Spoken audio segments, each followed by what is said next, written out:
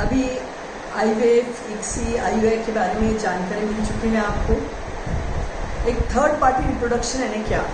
Third party reproduction यानी sperm donation programme, egg donation programme, और third is embryo donation programme, and last but not the least is surrogacy programme. ये चारों programmes Sushrut hospital ICSI test baby centre Chikhalwadi corner Nanded में हम routine में कर रहे हैं। तो कौन से पेशेंट्स को स्पर्म डोनेशन लगता है? जो मेल्स जिनमें मेल इनफर्टिलिटी है, जिनमें स्पर्म्स नहीं है, उनमें टेस्टिकुलर बायोप्सी कर चुके हैं, टेफना कर चुके हैं, माइक्रोटीसा कर चुके हैं, पर स्पर्म्स मिल नहीं रहे, या पूरे डेड स्पर्म्स आ रहे हैं, या एम्ब्रियो खराब हो जा रहे हैं। ऐसे पेशेंट्स में हम स्पर्म डोनेशन यूज़ कर सकते हैं, अगर हस्बैंड वाइफ दोनों अगर सहमत हो तो। पर ये कैसे रहता है? तो स्पर्म जो लाए जाते हैं ये ऑथराइज स्पर्म बैंक से लिए जाते हैं। उसमें सब टेस्ट किए हुए रहते हैं, कलर, स्किन, आई, हेयर कलर पूरा ही चेक किया जाता है, और फिर स्पर्म डोनेशन किया जाता है with legal consent of husband and wife. Second is egg donation. Egg donation कौन से पेशेंट्स के लिए? अभी काफ़ी लड़कियों का यंग एज में बहुत ख़राब oocytes निकल रहे हैं, या बहुत लड़कियों में AMH या बीज बनने की कैपेसिटी बहुत ज़्यादा मात्रा में कम हो चुकी है। तो ऐसे पेशेंट्स में, या जो औरतों की उम्र 40 के ऊपर है, जिनका कि ओवेरियन रिजर्व या बीज बनने की कैपेसिटी कम हो गई है, या एग्स एम्ब्रियो बनने के बाद एग की क्वालिटी बहुत ख़राब रहती है और एम्ब्रियो बहुत ख़राब बनता है, तो ऐसे पेशेंट्स में हम एग डोनेशन के लिए जाते हैं। तो एग डोनेशन में जो एग डोनर्स रहते हैं उनकी उम्र जनरली 23 to 35 के अंदर रहती है। उनको एक बच्चा हुआ रहता है, और उनके पूरे सीरोलॉजिकल टेस्ट जैसे HIV, HBG, hepatitis C, infection, hormonal test किए जाते हैं, और फिर कलर के हिसाब से, स्किन, आई, हेयर कलर के हिसाब से डोनर सिलेक्ट किया जाता है।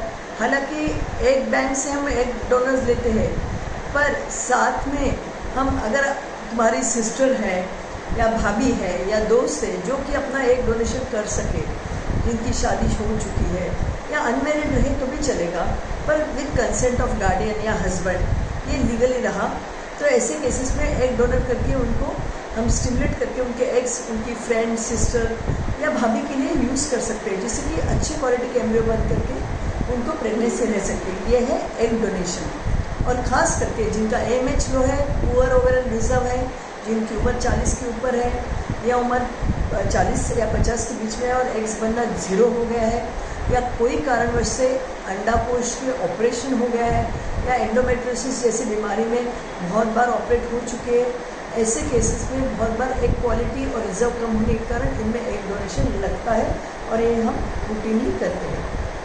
थर्ड इज एम्ब्रियो डोनेशन यानी भ्रूणदान। तो एम्ब्रियो डोनेशन यानी क्या? एम्ब्रियो डोनेशन में हम स्पर्म और एग दोनों बाहर से लेते हैं। कौन से पेशेंट में ये एम्ब्रियो डोनेशन किया जाता है? अगर पेशेंट का रिकरेंट इम्प्लांटेशन फेलियर हुआ है, 2-3 बार सेल्फ गमिट से हमने एम्ब्रियो बनाए, और एम्ब्रियो बनाने के बाद उसकी क्वालिटी अच्छी नहीं है, और इम्प्लांटेशन के बाद उनके अबॉर्शन हो जा रहे हैं, या मिस्ड अबॉर्शन, या उनका इंट्रायूटेरल डेथ हो जा रहा है, या एब्नॉर्मलिटीज आ रही है एम्ब्रियो में, ऐसे केसेस में अगर वो PGD या बायोप्सी करना नहीं चाहते हैं, या चाहते हैं कि नहीं हमें अभी बस हमारे खुद के एग्स या स्पर्म से बहुत हो गया, हमें बाहर से ही एम्ब्रियो डोनेशन होना है, तो ऐसे केसेस में हम एम्ब्रियो डोनेशन करते हैं, जिससे कि उनको थोड़ा 40 to 50% प्रेगनेंसी आने के चांसेस रहते हैं, प्रोवाइडेड अंदरूनी यूट्राइन एनवायरनमेंट नॉर्मल रहे तो। ये है एम्ब्रियो डोनेशन। और ये पेशेंट्स में जिनकी उम्र लगभग 23 के ऊपर है, और उम्र लेडीज़ की 50 के अंदर, या हस्बैंड की उम्र 21 के ऊपर, और वाइफ और उनके हस्बैंड की उम्र लेस देन 55 है, तो ऐसे केसेस में हम एम्ब्रियो डोनेशन कर सकते हैं, प्रोवाइडेड उनका काफ़ी अच्छा एंडोमेट्रियम बना हो, तो उन्हें उनको प्रेगनेंसी और खुद का अपने ही यूट्रस में बढ़ने का एक आशा किरण नज़र आती है। तो ऐसे केसेस में हम एम्ब्रियो डोनेशन जरूर करते हैं। और यहाँ हम Sushrut hospital ICSI test baby center Nanded में चिखलवाड़ी को कर रहे हैं। Last but not least is surrogacy. ये बहुत ही बड़ा टॉपिक है।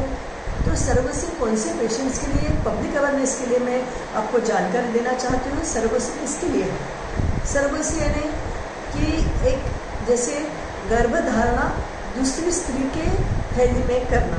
तो ये कौन से स्त्रियों में की जा सकती है? जिनकी बार बार रिकरेंट इम्प्लांटेशन फेल, बार बार टेस्टिबिलिटी फेल हो गया है, यानी एम्ब्रियो या भ्रूण डालने के बाद भी अबॉर्ट हो जाता है या प्रेगनेंसी नहीं टिकती है, सब एम्ब्रियो अच्छा होने के बावजूद, एंडोमेट्रियम अच्छा होने के बावजूद, या जो पेशेंट्स में, जो लेडीज़ में पैथोलॉजिकल डिसऑर्डर्स है जैसे बीपी हाई है, शुगर हाई है, या ऐसे डिजीजेस है जैसे ब्लीडिंग डिसऑर्डर्स है, या पेशेंट में सीवियर अस्थमा, एपिलेप्सी है, या rheumatoid arthritis, severe rheumatoid arthritis जैसी बीमारियां हैं, या ब्लीडिंग डिसऑर्डर्स है, ऐसे पेशेंट्स में हम सरोगेसी के लिए सोच सकते हैं। तो सरोगेसी यानी दूसरे की यूट्रस में या थैली में भ्रूण डालना।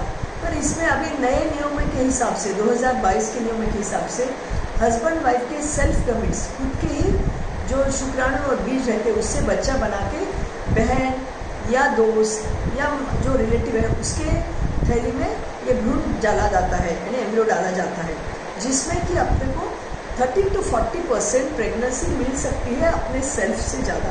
पर इसमें जो शुक्राणु बीज है ये खुद पति पत्नी के ही यूज़ किए जाते हैं, और पेशेंट को इसमें मेन बोले तो फर्स्ट एक परमिशन लेना पड़ता है, जो रूटीन हमारा पीसीपीएनएट बोर्ड से, फिर second is through civil surgeon, and third is you can go ahead with then self gamete से सरोगेसी प्रोवाइडेड। एक रूटीन उनका बॉन्ड पेपर पे सिग्नेचर लिया जाता है, और पेशेंट अगर तैयार रहे तो उसका हस्बैंड वाइफ जिसके सरोगेट में हम ट्रांसफ़र कर रहे हैं एम्ब्रियो, उसका हस्बैंड का सिग्नेचर लगता है, खुद सरोगेट का लगता है, और जो कपल है, इंटेंडेड कपल है, उनके भी सिग्नेचर लगते हैं।